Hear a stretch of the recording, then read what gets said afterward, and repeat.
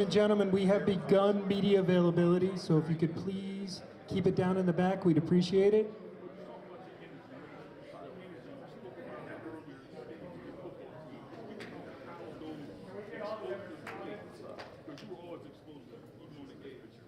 So how is that going to translate to these kids? How are you going to get that energy infused to them to where, you know, after they come off the field, after explosive play, it fires up the whole crowd? I think first and foremost, I think it's a supporting cast. I'm only as good as the people I put around me. So with that being said, I think it's not only I just come from myself, obviously, in my career, what I've done, helped me in this position I'm in today. I'm thankful for that. I think I have my time as far as I'm playing. So now I'm on this side of the stage as a coach now. So I think it's just a mentorship, enthusiastic, and just trying to get out of players their best potential, you know, their maximum potential. And you know, sometimes you gotta dig deep. You know, it's not gonna be easy, but you gotta. It's a deeper grit that you gotta get to when you want to be great. You know, for myself, I worked hard. A lot of people don't know how hard and how much time I put into my craft and my success. So I think you have to just dig deep, and if you wanna go to the next level, like the surface is cool. Everybody, we all on the surface. If you wanna go be great, you gotta dig a little deeper because everybody's doing it. Everybody's, you know, we're on the East Coast. So me growing up, I was on the West Coast. I was behind the H. So I look at it now that I'm on this side. I'm encouraging my guys to get up even earlier. Because if you're up at 5, guess what time it is on the West Coast? It's 2 o'clock. Be ahead of the grid. What if one of you kids tracks down a 50-yard bomb? Goes out and starts celebrating, does the nasty point in the end zone. Are you going to hold it against him, or are you going to be okay with that? You did it. That's a great question. You know, for me, man, I definitely, it looks a certain way. It's supposed to be a certain way. You want your players to have an edge to them, but you don't want it to cost you. And, you know, we have to start disciplining young students. And I don't want to be overly strict or too strict on them. You know, it's a happy medium. And I feel like as a head coach, it's done it a little bit on the other side of it, where I used to give my head coaches a headache. Now I'm sure my guys will be giving me headaches. So my mom always said when I was younger, do something, but wait till you have kids, they're gonna be that much more. So it's like now it's my turn to get it back, I guess. Hold on to the ball before you get it. Oh yeah, and hold on to the ball before you score, for sure. Hey, DeSean, you're a Division I coach now. Division I college football creates or requires quite a coaching staff, a big coaching staff, a talented coaching staff. What's your staff now besides the man next to you, and you know, and what are your plans in terms of building the staff? You're pretty sharp. You're trying to get my inside. I can't spill the beans too soon. But one thing I will say, of my relationships, I have a lot of great insight. Andy Reid, Sean McVay, Coach Prom, and my mentor, older brother, Coach Clark, has been an inspirational piece of my part to growing up and making it to where I'm at today. It's going to be fun. You're going to have some guys that come in with experience from the college level and the NFL level, and some guys that played in the NFL level as well too. So I'm very confident. It's definitely going to be a huge opportunity to be able to get some guys to come and be a part of something great. We want to shock the world. We want to create history. I think a lot of people don't understand that when they see this thing. It's going to look a certain way. We're going to do it a certain way. But at the end of the day, we're going to have fun doing it. When you look up, you're like, wow, it's a morale, it's a persona, it's a swagger. And I think everybody on this campus, everybody in Dover, everybody across the world is going to feel it. Coach Jackson, you heard the administration say pretty quickly they knew you were the right man for the job. Kind of rock us through your emotions, or right when you got here on campus, when did you know that you were the right man for this job, or that this was the right place for you? This is a special place, man. Delaware State University. Like I was saying earlier, man, I never thought I would be sitting in front of you guys right now in 2025, sitting on the head coach at the HBCU. But man, this place is special. As soon as I step foot on this campus, the people around, the morale, the energy, it's winners. From Dr. Allen to Dr. Hawkins to Tony Tucker to Drew Henry. I mean, it's crazy the energy I feel, and I'm really serious when I said this feels better than draft day. You know, my career and what I've done some great things, and I can't say enough about what I've done on the football field and big plays and memories I have in Philadelphia and every other team I played on. But now I'm able to rewrite this a little differently, and I'm able to have my own team, be the head coach. And our drum, we're gonna beat to a different beat. It's gonna look a certain way. And I'll tell you this. I know a lot of people say Coach Prime. I respect him, and he's gave us guys like myself an opportunity, I'm gonna do it different. I'm gonna do it the Coach Jackson. So did Coach Prime's work and also Michael Vick getting the Norfolk State job inspire you at all to do this to Sean? Not necessarily. I will say, me being able to get inspired from coaching came from having an opportunity to go coach with my old brother, mentor, Coach Clark. He's been coaching in high school for the past 25 years, and every step of my college career and my NFL career, I've always kept my eye on him. He's able to install in these young men, and I respected it. And when he installed in me, so last year I went and coached with him. I regained a different love for football. Like the void that I'm missing of catching touchdowns, now I regained it by coaching these young men to help change their lives. I'm gonna have so much game to give back. Like I would be disjustice to myself if I don't give back to these young men. It's a lot of young men that don't have opportunity to be able to be coached by DeSean Jackson, be coached by Coach Clark, and the other guys that you want me to spill. I can't tell you right now, but the guys that we're gonna bring in, these guys have a lot of wisdom. When I tell you, it's second to none. These kids are gonna learn, and I don't like to call them kids. These young men are gonna learn second degree, second nature that they probably never have before. So you might see some kids that's average turn into great. It's not with a finger. It's just because what we know. Now we come in with a few of the fire. What do you take from Andy Reid, Sean McVay, and the first year that you're going to bring to Delaware State? I think the biggest thing is just having a great perspective. If you ask your players to do something, you have to be understanding of what you're asking them to do. And I think a lot of coaches sometimes, it doesn't discredit the guys that haven't played, that never stepped on the football field. But I think it comes different when you're hearing it from a guy that knows how to do it. They lace their shoes up and do it at a high level. So I think for myself, just really understanding the player. And some coaches, they don't understand the player. You know, I've been on teams where coaches didn't understand the player. It's like, how you don't expect me to run through a brick wall if you can't relate to me? Now, the coaches that did relate to me, I was willing to run through a brick wall for them because I knew if I did everything and put it on the line, they're going to do the same for me. They're going to protect me if my body's hurt. If I need a day off, or coach, my hamstrings hurt. You know, you got to understand your player. I can't expect my player just to run through a brick wall. He might not be feeling good today. I got to be a coach to understand that. He might have had a tough day in class.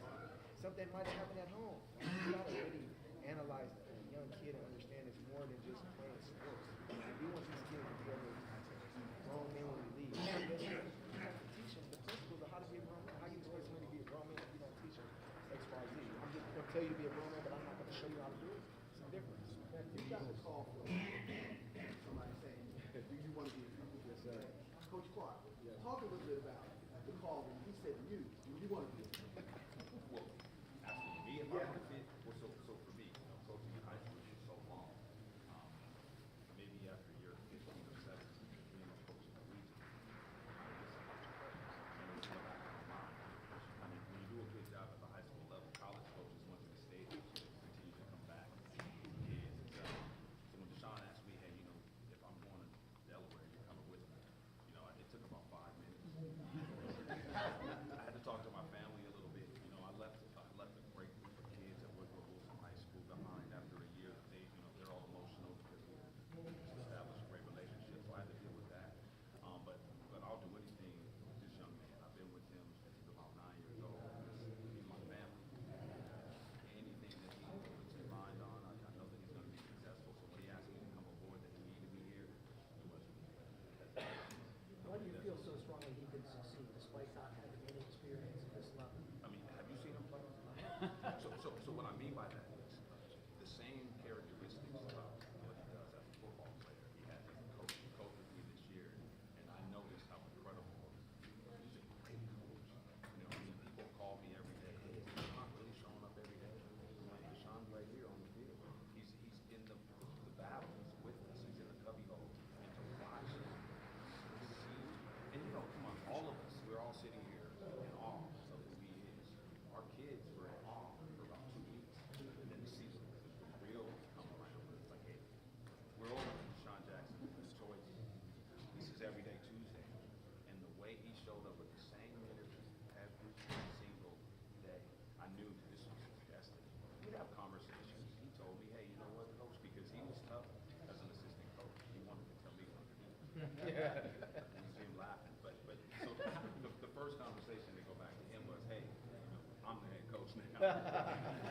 You're gonna have to listen to me. So, man, I'll follow this man anyway. Yo, can you talk about the influx of star players becoming HBCU coaches in particular, and how that's going to infuse a lot of soul and financial support to HBCUs when they need it, based on the attention that you get? I think it puts a lot of eyes on HBCUs, obviously. You know, we have to go back and credit Deion Sanders for what he did at Jackson State. He cracked the door open. And I think he learned a lot. And, you know, to be able to call him my mentor and a big brother and to have conversations and talk with him, it's like he knows the infrastructure. Like, he had to learn a lot. But now that he's in Colorado, to say, this is what I would have done different. You know what I'm saying? This is what I would have approached. And this is how I'm going to outlook this situation. So for me coming into this, it's not like I'm coming in wet behind my ears where I'm not knowing what to expect. You know, you have a guy that was once here that changed the game, and now look at him, he's at Colorado. So for me, I just love it because we're getting opportunities, and we deserve to be in these positions, you know what I'm saying, and to help change these young kids' lives. I know it's repetitive, but I keep going back to it. Playing for a coach that understands the player is night and day. When I tell you, you get these young men to buy into something different, it's a different bond that you're building with these guys. Like right now, if I call Coach Andy Reid, if he ain't busy, he gonna answer that phone. And that's a relationship you want to build with these young men, because these young men are gonna face adversity. They're gonna face things in life, and they're gonna remember Coach Jack installed this in me. He told me to do this. He told me about this right here. Don't, you know what I'm saying? So it's just little intangibles that you look at as far as when you're leading men and young men. I mean, I couldn't be in a better place than this, because right now, 2-11, or 2 games in the last 2 years winning, I'm ready for the challenge. Everybody asks, why Delaware State? Why not? When I came into the NFL, people didn't believe in me. They didn't think I could do anything. And guess what? I proved them wrong. 15 years. Nobody would have never predicted in 2008 DeSean Jackson would have been playing in 2023 or 2022 in the NFL. So I'm saying that to say, in this era of my life right here, you're going to see some great things. I promise you that. Back to the Eagles for a second. What do you think the Eagles, is this a Super Bowl caliber team at this point? I know you wouldn't necessarily pick them against the Chiefs. That would be a little tricky for you. But is this a Super Bowl caliber team? Like, what do you see from this team? And I critiqued them early on. You know, their success level, I feel like they were a team that had great players but didn't play like a great team. And then throughout the season, I've seen that team that had great players become a great team.